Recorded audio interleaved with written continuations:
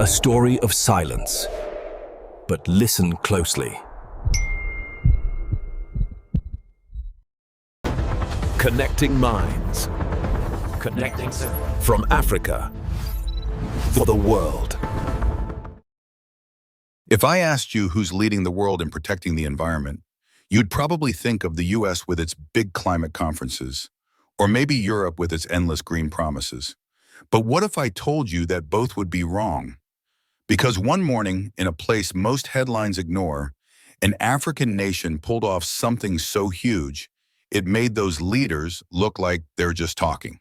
In a single day, 12 hours to be exact, they planted 700 million trees. Yeah, you heard that right. Not a few thousand, not even a few million, 700 million. That's hundreds of times more than some rich countries manage in an entire year. And here's the kicker. It wasn't some photo op for foreign donors. It was the People's Day. Picture this, a Thursday morning in the Horn of Africa. The capital's busy streets are suddenly quiet, government offices are shut, and from the city to the highlands, millions are out with shovels in one hand and saplings in the other. Not because they had to, but because they wanted to. And that, my friends, is where this story really begins. Here's the thing. This massive planting day didn't just fall out of the sky. It's rooted in decades, no, centuries of history that most headlines never bother to tell you. 100 years ago, Ethiopia's green cover stretched like a lush blanket over 40% of the country. Forests fed rivers, shielded crops from wind, and kept the soil rare and alive. But over the decades, that blanket frayed. Tree after tree was stripped away, and not just for local needs. Across Africa, colonial powers weren't interested in sustainable ecosystems. They were interested in extraction. Forests were clear-cut to make way for monoculture plantations, growing export crops for Europe. Massive tracts of land were diverted to grow coffee, cotton, and tobacco that didn't feed local mouths but lined foreign pockets. Ethiopia, one of the few African nations never fully colonized, still felt the shockwaves. International trade deals forced shifts in farming, mining operations scarred the highlands, and rivers were diverted for projects that benefited foreign investors more than local farmers. Over time, forest cover collapsed to just 15%. With it came the slow bleed of the land, soil erosion swallowing fields, springs running dry, drought biting harder each year. Here's the twist. When the modern environmental movement surged in the West in the 1960s and 70s, Africa was often cast as the helpless continent that needed saving. You've seen the images, cracked, sun-baked earth, children with hollow eyes, foreign aid workers holding clipboards. What you weren't shown? That African farming traditions had sustained complex ecosystems for centuries before colonial disruption. Local communities had techniques for water conservation, soil enrichment, and mixed farming that worked with nature's cycles. The big ecological collapse didn't happen because Africans didn't know better. It happened because the global economic system, controlled from outside, made it profitable to strip the land bare. That's why this reforestation drive matters. It's not charity, it's reclamation. Every sapling planted is a quiet act of sovereignty, a refusal to let outsiders define what environmental responsibility should look like. And when a nation plants 700 million trees in one day, it's not just an environmental project.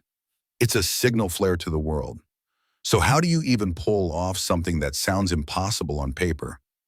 700 million trees in a single day. You don't do it with a few volunteers and a good hashtag. You do it by moving an entire country. 15 million people showed up. That's not an estimate, that's the official count. 15 million hands in the dirt on the same day. Picture the entire population of New York City, Los Angeles, and Chicago combined, all outside digging, planting, and watering. Schools closed their doors. Government ministries literally stopped work. Even the military traded rifles for shovels. It wasn't about rank or job title. Everyone was just another pair of hands helping to bring the land back to life. And here's the thing, there was no paycheck for showing up. People weren't forced. They came because this was bigger than politics, bigger than daily routines. It felt like a national mission. Grandparents planted alongside teenagers. Farmers planted in their own fields, then walked to help in someone else's. It was less like a government program and more like a family reunion, except the family was an entire nation, and the gift everyone brought was a living tree. Now, if you're in the US, let's put this into perspective. The largest American tree planting push in recent memory, about 5 million trees in a year across all states. Impressive in its own right, sure. But Ethiopia? They did 140 times that in a single day. And I have to say, imagining America taking a day off from Wall Street to Walmart just to plant trees, it feels almost unthinkable. Not because Americans don't care, but because this kind of full-scale collective action just doesn't happen anymore. And the crazy part is, the trees are only half the story. The real impact goes way beyond the environment. Here's where the story gets even bigger. 700 million trees isn't just a headline number. It's a living, breathing shift in the country's future. You plant that many trees in one day, and you're not just filling empty space with green. You're rewiring the land. Ethiopia has been dealing with brutal cycles, dry seasons stretching longer, floods hitting harder when the rains finally come. The loss of tree cover has made it worse. Without roots to hold it together, the soil gets stripped away by wind and water. Crops fail, rivers shrink, and the ground turns to dust. Trees are like nature's engineers. They slow down rain so it can soak into the earth, keep the soil from washing away, and create microclimates where crops can survive. Now imagine millions of these little engineers being put to work all at once. Fast forward a few years, those saplings become shade for farmers, shelter for wildlife, and natural water towers feeding rivers again. And the benefits don't stop there. Forests act like carbon sponges, pulling CO2 from the atmosphere. In a warming world, that's like giving the planet a chance to breathe a little easier. Here's the twist. Most of the time when you hear about climate action, it comes with a price tag and a trade-off. Do we save the environment or grow the economy? Ethiopia is flipping that script. They're betting that restoring forests is the foundation for long-term economic health, because healthy soil means better harvests, and better harvests mean more food security and less reliance on expensive imports. And if you're looking at this from an American perspective, it's hard not to notice the contrast. In the US, big climate projects often get stuck in political gridlock or weighed down by endless studies before a single shovel hits the dirt. Ethiopia just did it. No 20-year debate, no waiting for the perfect funding package. They treated it like an emergency and acted like one. But the roots of this project don't just reach into the soil, they reach into the country's economy, culture, and even its politics. And that's where this story gets really interesting. When you hear tree planting, you probably think about the environment first. But in Ethiopia, this is also an economic play, one that could pay off for decades. Here's why.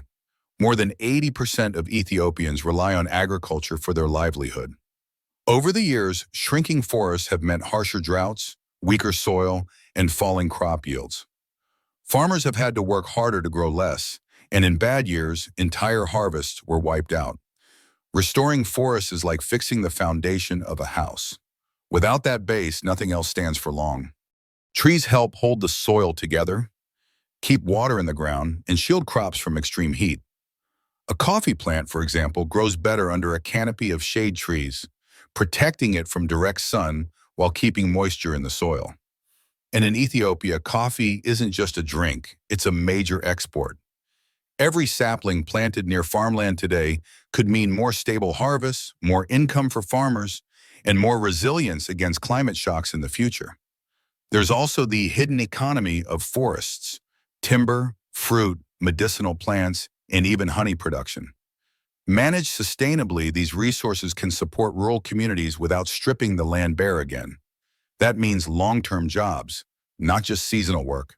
Socially, the project has done something money can't buy. It's brought people together. This wasn't a top-down order where people just followed instructions. It was a national event that made people proud. Students worked side by side with elders. Urban professionals traveled to rural areas to pitch in. For one day, social divisions blurred. And here's the part that's harder to measure but just as important. When you feel ownership over the land you're restoring, you're more likely to protect it. From an American point of view, this level of unity feels rare. Big environmental efforts in the U.S. often split along political lines. One side frames it as urgent climate action, the other as economic overreach.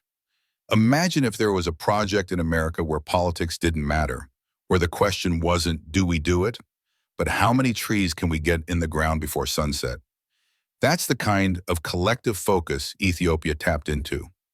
But here's where the story takes a turn. Not everyone around the world is cheering. In fact, some of the loudest voices have been the most skeptical. And that's where the controversy begins.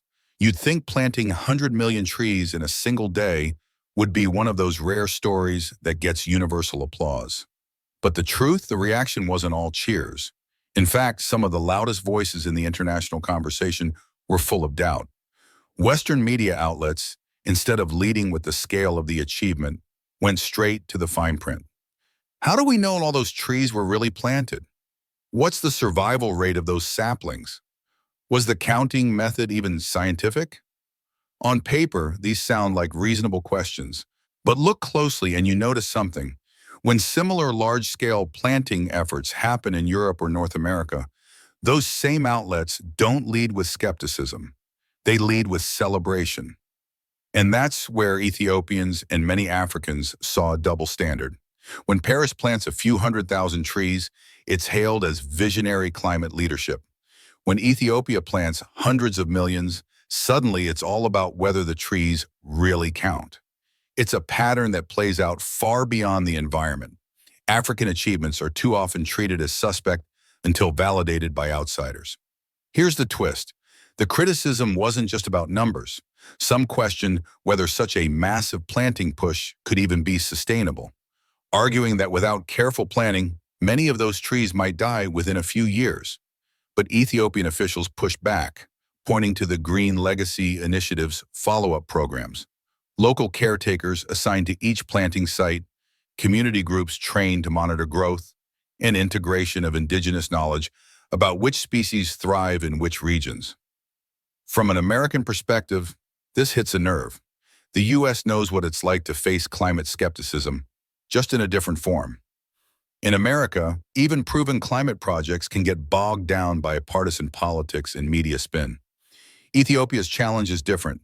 It's not convincing its own people to believe in the project, they already do. It's convincing the rest of the world to take it seriously.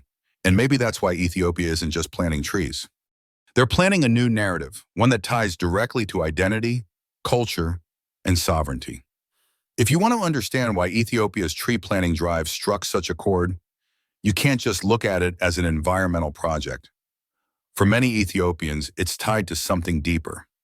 History, culture, and the idea of who they are as a people. Long before modern conservation groups even existed, Ethiopian farming traditions were rooted, literally, in respecting the land. In highland communities, farmers used terracing to prevent soil erosion. In the south, agroforestry, growing trees alongside crops, was common practice. Villages planted specific species near water sources to protect springs. These weren't projects with budgets and deadlines. They were customs passed down through generations. Colonial narratives painted Africa as a place in need of modern environmental science. But Ethiopia's approach flips that script. Instead of replacing local knowledge, the Green Legacy Initiative builds on it. Elders advise on which trees are best suited for local soils. Religious leaders encourage congregations to see reforestation as a moral duty. Schools weave environmental stewardship into their curriculum, not as a one-off lesson, but as a shared responsibility. Here's the twist. This isn't just cultural pride for the sake of nostalgia. It's strategic. By framing tree planting as part of Ethiopia's identity, it becomes harder for the movement to fade when political winds change. Leaders can come and go, but if people see planting and protecting trees as what we do, the habit sticks. From an American perspective, this is where the contrast is sharp. In the U.S., environmental habits often come in waves, trending for a while, then fading when attention shifts. There's recycling booms, plastic bans, go green campaigns, but they often feel like campaigns, not culture. Ethiopia is betting that if you root climate action into tradition, you don't need to keep reselling it to the public. It becomes second nature. And while culture gives this movement its staying power, the real engine driving it might surprise you. It's not government orders, it's community ownership. And that's where Ethiopia's approach takes another step most countries never reach. One of the reasons Ethiopia could pull off a record like this is because the responsibility didn't just sit on the desks of government officials. It was carried in the hands of the people. And when you hand ownership to the community, the results look very different. In the weeks leading up to planting day, local leaders weren't just sending out announcements. They were holding open-air meetings in villages, explaining where and why each tree would be planted. Farmers weren't just told to plant on their own land. They were invited to help restore public spaces, schoolyards, and riverbanks. Youth groups signed up to maintain newly planted groves for months afterward. It wasn't a "we'll see you next year" kind of event. In many towns, community watch teams were formed to protect the saplings from livestock or illegal logging. People donated time, labor, even water during the dry season to keep them alive. The act of planting was only the beginning. The act of protecting is what makes it count. And here's something powerful. Because everyone had a hand in it, everyone feels responsible. A patch of trees near a school isn't government property in the community's eyes. It's our trees, our work, our future shade. That's a level of personal stake that money can't buy. From an American point of view, this level of engagement is rare. In the U.S., large-scale environmental projects often rely on paid contractors or specialized nonprofits. The public might volunteer for a day, but ongoing care is left to hired crews. Ethiopia's approach flips that. It's unpaid, unforced, but deeply personal. And when people feel something is theirs, they'll protect it like their own home. But this isn't just a feel-good community story. When you scale this level of public mobilization up to a national and even continental level, it starts to shift the balance of influence. And that's where the politics come in. When a country pulls off something like this, it doesn't just change the landscape, it changes its position on the world stage. Ethiopia's Green Legacy Initiative has become more than a domestic achievement. It's now a political asset. In climate negotiations, African nations have long argued a simple truth. They contribute the least to global emissions, but suffer some of the worst impacts. The response from wealthier countries often comes with strings attached, small funding packages, tied to complicated conditions, and a constant undertone of "we'll help you if you follow our model." Ethiopia's record-setting reforestation effort flips the conversation. It says, "We're not waiting for you to act. We're doing it ourselves." That shift matters in international diplomacy. When Ethiopia steps into a climate summit now, it isn't just another country asking for support. It's a nation with a proven track record that can point to hundreds of millions of new trees and say, "We've done our part. What about you?" And that gives them leverage, not just in environmental talks, but in trade, investment, and regional alliances. The ripple effects go beyond Ethiopia's borders. In East Africa, countries facing desertification, like Kenya, Somalia, and Sudan, are watching closely. A successful self-driven model like this could inspire a wave of South-South cooperation, where African nations share resources and strategies directly with each other instead of filtering everything through Western aid agencies. From an American perspective, this is where it gets interesting and maybe a little uncomfortable. The U.S. is used to being seen as a leader in innovation and policy, but when a developing nation outpaces you in both scale and speed of action, it challenges that image. It forces a different kind of question. Leadership isn't just about who has the most money, it's about who moves first and who moves biggest. And while the political benefits are clear, Ethiopia's real lesson to the world might be even simpler. It's about proving that big environmental change doesn't have to take decades of debate. It can happen now if the will is there. Ethiopia's achievement isn't just a national win. It's a case study for anyone, anywhere, who says large-scale environmental action is too complicated, too expensive, or too slow. The first lesson? Urgency beats perfection. Ethiopia didn't spend 10 years drafting reports or holding endless stakeholder consultations. They set a goal, picked a date, and mobilized. Yes, the logistics were intense, coordinating seedlings, transport, volunteers, but they treated the challenge like a crisis, not an academic exercise. That sense of "we start now" is something many countries, especially in the developed world, have lost. The second lesson, local ownership works. By putting the project in the hands of communities, Ethiopia created a built-in maintenance plan.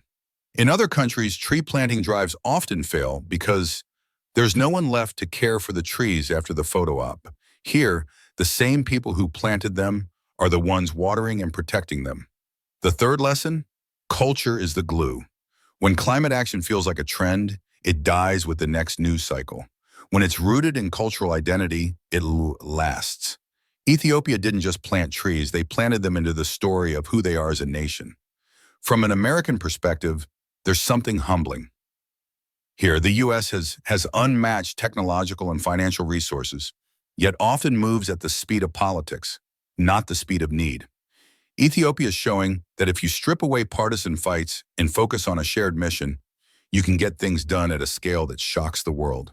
And here's the twist. This isn't a global South versus global North bragging contest. It's proof that leadership in the climate era isn't owned by any one part of the world. The playbook is open. The only question is, who's willing to pick it up? But before we wrap this up, there's one more piece to this story, the part that turns a one-day event into a generational movement.